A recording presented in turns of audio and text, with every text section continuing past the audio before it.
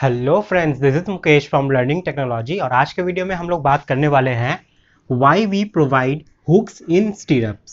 स्टीरअप्स में आप देखते हो कि हम लोग क्या करते हैं, हुक प्रोवाइड करते हैं। तो ये हुक प्रोवाइड क्यों किया जाता है? और पहले के टाइम में ये हुक जो है ये 90 डिग्री प्रोवाइड करते थे हम लोग, बट नाउ डेज आप लोग देखोगे कि 135 डिग्री हम लोग प्रोवाइड करते हैं। तो इसका भी कोई रीजन होगा जरूर, क्योंकि अचानक से जो ऊपर लेवल में इंजीनियर बैठे हुए हैं, जो आईएएस कोड को डे बाय डे अमेंड करके और इफेक्टिव बना रहे हैं, वो तो ऐसे ही नहीं बना रहे हैं, कुछ तो रीजन है ना 90 से 135 डिग्री आने में।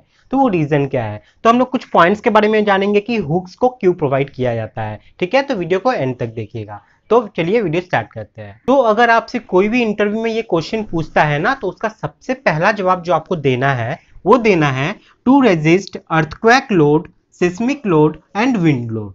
ये सबसे बड़ा इंटरव्यू का क्वेश्चन है और इसके वजह से ही एंगल का वेरिएशन आता है। 90 डिग्री हो गया, 135 डिग्री हो गया, ये सब वेरिएशन हमारे अर्थक्वेक लोड हो गए, सिस्मिक लोड हो गए या विंड लोड हो गए। इन लोग से प्रिवेंट करने के लिए हमारे स्ट्रक्चर को हम लोग ये एंगल प्रोवाइड करते हैं और ये हुक प्रोवाइड करते हैं। तो ये चीज क्लियर हुआ आपका। अब मैं आपको बताता हूं कि ये एंगल वेरिएशन क्यों है।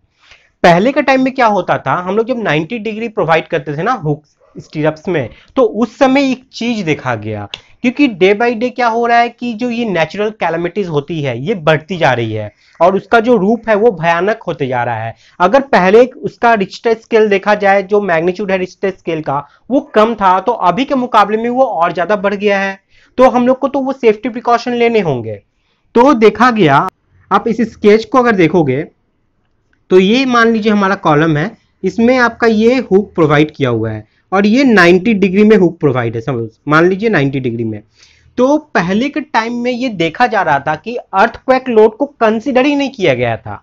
और अर्थक्वेक लोड को कंसीडर नहीं करने का रीजन भी है बहुत सारा। पहले का जोन जो है उतना वो वाइटल नहीं था, लेकिन डे बाय डे अभी देखोगे कि कहीं ना कहीं अर्थक्वेक आ ही जाता है। और एक वैलिड पॉइंट आपको मैं बताऊं ना, तो अर्थक्वेक जो है ये 24 घंटा होता रहता है। इतना माइक्रो लेवल में होता है कि हम लोग को पता नहीं चलता, लेकिन जो ये धरती है ये एनी टाइम 24 घंटा, हर एक पल, हर एक सेकेंड हल्का ना हल्का माइनर मैग्नीट्यूड में जरूर हिलता है। अर्थक्वेक एवरी टाइम आता है, लेकिन जब हम लोग फील कर पाते हैं तब उसको हम लोग अर्थक्वेक बोलते हैं कि अर्थक्वेक आया है, लेकिन ऐसा नहीं है। Every time any second earthquake हो रहा है, अभी भी हो रहा है, हम लोग पहचान नहीं पा रहे हैं क्योंकि इसका जो मैग्नीट्यूड है इतना कम है कि वो हम लोग फील नहीं कर पा रहे हैं। तो बाद में देखा क्या गया कि जब अर्थक्वेक का लोड किसी भी बिल्डिंग को धक्का मार रहा है, ठीक है, अर्थक्वेक का जो फोर्स आता है वो कहां पे आएगा, वो ग्राउंड लेवल में आता है। ग्राउंड लेवल में आता है तो उसका जो रिएक्शन है ना वो ऊपर देखने को मिलता है। अगर अर्थक्वेक का लोड इधर से धक्का मारता है तो इस बिल्डिंग का टेंडेंसी हो जाएगा इधर जाने का।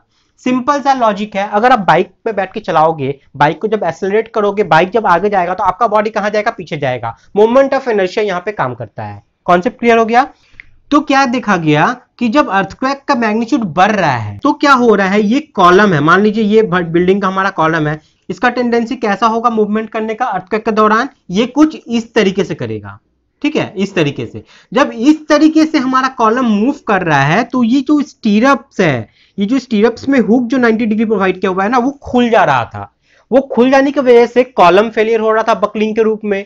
तो ये सब चीज को जब ध्यान दिया गया तो वहां पे एक कॉन्सेप्ट लाया गया। वो कॉन्सेप्ट था हमारा कि इस हुक को और ज्यादा अंदर कर दिया जाए, मतलब ना इसको 135 डिग्री में बेंड करके और अंदर कर दिया जाए, ताकि जो कॉलम का स्टील है, वर्टिकल एनफोर्समेंट बार, ठीक है, वो हमारा खुल के बाहर ना निकल पाए। उसको उतना मजबूती से हमारा स्टीरअप जो है वो पकड़ के रख सके, ताकि अर्थक्वेक के दौरान भी हमारा वो वर्टिकल एनफोर्समेंट बाहर की तरफ स्लिपेज ना हो कंक्रीट से। तो इस चीज के कॉन्सेप्ट को लेकर ही आया गया और स्टीरअप्स का जो ये हुक है इसको 135 डिग्री पे बेंड किया गया। अगर कोई भी कंसल्टेंट आपके साइट पे आएंगे ना, अगर वो देख लेंगे कि 90 डिग्री हुक है तो वो पक्का उसको खुलवाएंगे, क्योंकि ये बहुत क्रूशियल पार्ट है आपके स्ट्रक्चर का। आप कहीं और गलती करो, वो अगर माइनर है तो मान लेंगे, लेकिन हुक अगर आपका 135 डिग्री नहीं है ना तो ये नहीं मानेंगे। समझ में आ गया? तो ये बहुत बड़ा क्रूशियल पॉइंट है। उम्मीद करता हूं आप लोग को ये स्टोरी के हिसाब से, इस स्टोरी के बेस से आपको समझ में आया होगा कि इसका इंपॉर्टेंस क्या है और क्यों इसको चुना गया। ठीक है। तो नेक्स्ट पॉइंट की अगर हम लोग बात करें तो to keep longitudinal steel bar in position, बहुत इनको ये पता नहीं होता कि लॉन्गिट्यूडनल स्टील किसे बोलते हैं। तो कॉलम में जो वर्टिकल बार हमारा होता है ना, जो वर्टिकल बार, उसको लॉन्गिट्यूडनल स्टील हम लोग बोलते हैं। ठीक है, ये पार्ट क्लियर हुआ। तो उसको हम लोग पोजीशन पे रखते हैं। मान लीजिए ये आपका कॉलम है, ठीक है, ये आपका वर्टिकल बार है, तो इसको पोजीशन पे रखना, इसको पोजीशन पे रखने के लिए हम लोग स्टीरअप से क्या करते हैं, इसको बांध देते हैं। अगर बांध देंगे तो ये रेनफोर्समेंट अपना पोजीशन चेंज नहीं करेगा, कंक्रीटिंग के समय भी ये बार इधर उधर नहीं होगा। समझ में आ गया? तो वर्टिकल बार को ये पोजीशन पे रखता है। सेकंड पॉइंट ये था जो आपको इंटरव्यू में जवाब देना है। Third part, to prevent buckling of load. अब जब बकलिंग का कॉन्सेप्ट आता है तो कॉन्सेप्ट में दिमाग में ही आता है हमारा कि लोड की बात हो रही है, यहाँ पे लोड की बात हो रही है, लोड की बात हो रही है मतलब ही बकलिंग की बात हो रही है।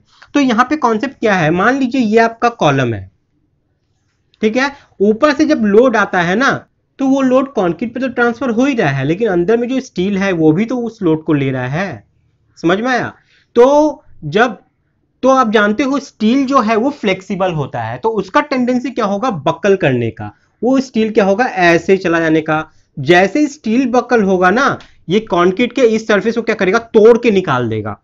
ठीक है, तोड़ के निकाल देगा, और इस तोड़ने की वजह से हमारा कॉलम फेलियर हो जाएगा। तो इस बकलिंग को भी हम लोग प्रिवेंट करते हैं ये स्टीरअप्स को प्रोवाइड करके। ये कॉन्सेप्ट क्लियर हो गया। ये तीसरा नंबर था। अब चौथा जो लास्ट आपको बोलना है, it prevents slippage of steel from concrete. तो नॉर्मल सी बात है, जो मैंने भी बकलिंग का कॉन्सेप्ट बताया वही बात यहां पे बोला जा रहा है कि स्टील जो है ना वो कंक्रीट से बाहर ना आ जाए, उसको पकड़ के रखने के लिए ये स्टीरअप हम लोग प्रोवाइड करते हैं। लेकिन सबसे इंपॉर्टेंट जो आपको बताना ही बताना है इंटरव्यू में, अगर वो कॉन्सेप्ट आप बता दोगे तो ये सब नहीं भी बोलोगे ना तो उन लोग उतना नहीं सोचेंगे इसके बारे में। मेन चीज यही है, अर्थक्वेक लोड, सिस्मिक लोड का जो फंडा है वो कॉन्सेप्ट आपको क्लियर करवा देना। तो ठीक है, हुक का सबसे बड़ा रोल होता है अर्थक्वेक और सिस्मिक लोड को प्रिवेंट करने का। तो वीडियो कैसा लगा है जरूर बताइएगा। कुछ भी आपका डाउट है तो कमेंट सेक्शन में आप हमसे पूछ सकते हैं, ठीक है। और वीडियो को अपने जूनियर्स के साथ शेयर जरूर कीजिएगा ताकि वो भी सीख पाए। आज के लिए इतना ही है, नेक्स्ट वीडियो में फिर क्वेश्चन लेके आऊंगा, तब तक के लिए बाय, टाटा, जय हिंद।